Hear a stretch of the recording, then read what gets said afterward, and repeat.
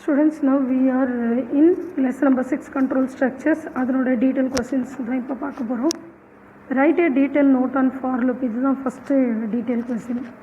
அதனோட ஆன்சர் பார்த்தீங்கன்னா page number 76, 77 and 78 இது 3 பேஜில் கொடுத்துருக்காங்க. ஸோ 76ல் ஃபர்ஸ்ட் ஆஃப் ஆல் என்ன எழுதணும் அப்படின்றத பார்ப்போம். For loop, it is the dash kind of loop, most comfortable loop. It is said to be as an entry check loop. உங்களுக்கு தெரியும் இது. It is said to be as an entry check loop.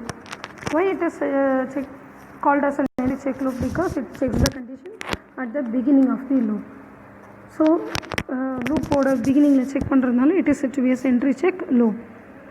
அடுத்த வார்த்தை என்ன கொடுத்துருக்காங்க பாருங்கள்.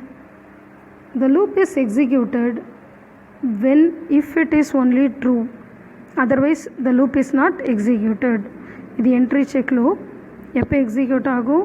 whenever the condition is true. otherwise the loop is not executed. இருக்கிறதுலே ரொம்ப கம்ஃபர்டபுளான லூப் என்ன லூப்புன்னு கேட்டால் ஃபார் லூப் தான். ஸோ அதுக்கு சின்டாக்ஸ் கொடுத்துருக்காங்க. For counter variable in sequence.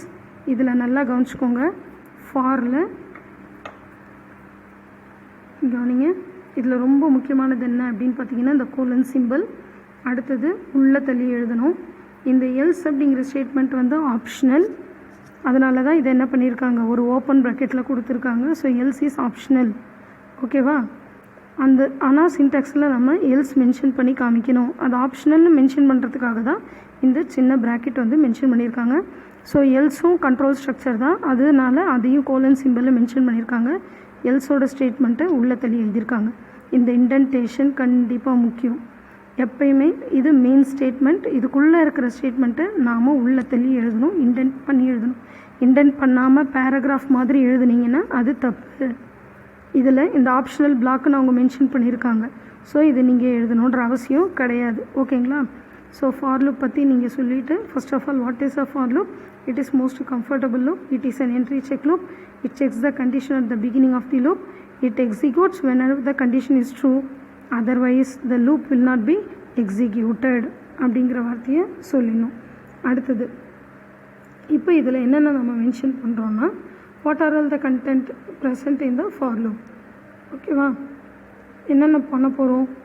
Sequence refers to the initial value, final value and increment value. இங்கே சொல்லியிருக்காங்க இல்லையா, வேரியபிள் இன் சீக்வன்ஸ் அப்படின்னு சொல்லியிருக்காங்க இல்லையா. அந்த வேரியபிள் இன் சீக்வன்ஸில் என்ன இருக்க போகுது அப்படின்னா, த sequence contains initial value, final value and increment value.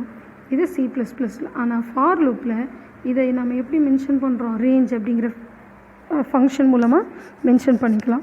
So in Python இதுலேருந்து எழுதினா கூட போதும். இன் Python the for loop uses the range function in the sequence to specify all the values. என்னென்ன values? increment, initial and final values. அடுத்து என்ன சொல்லியிருக்காங்க? the range function generates a list of values starting from start till stop -1. என்ன நம்ம range கொடுக்குறோமோ அதில் ஒரு value minus பண்ணி தான் அந்த ரேஞ்ச் ஃபங்க்ஷன் எக்ஸிக்யூட் ஆகும்.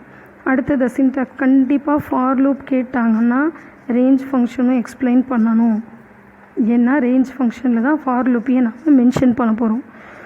ஸோ ரேஞ்ச் அந்த ஃபங்க்ஷனில் 3 பேராமீட்டர் இருக்குது. ஒன்று ஸ்டார்ட், இன்னொன்று ஸ்டாப், இன்னொன்று ஸ்டெப். இந்த ஸ்டெப்புங்கிறத இந்த ப்ராக்கெட்டில் போட்டிருக்காங்களா, ஜஸ்ட் நவ் ஐ டோல்ட். இந்த ப்ராக்கெட்டில் இருந்தால் அது ஆப்ஷனல்.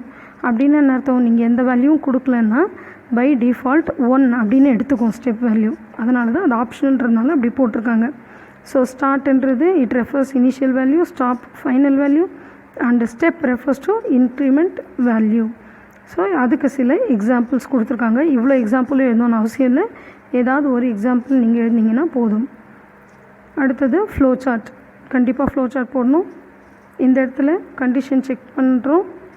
எஸ் அப்படின்னா இட் கண்டினியூஸ் த லூப்.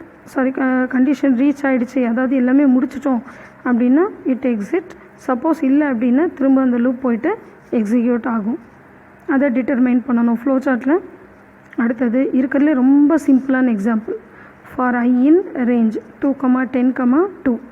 இந்த இடத்துல என்ன கொடுத்துருக்காங்க? ஐ எண்ட் ஈக்குவல் டு ஒரு சின்ன கொட்டேஷன் கொடுத்துருக்காங்க.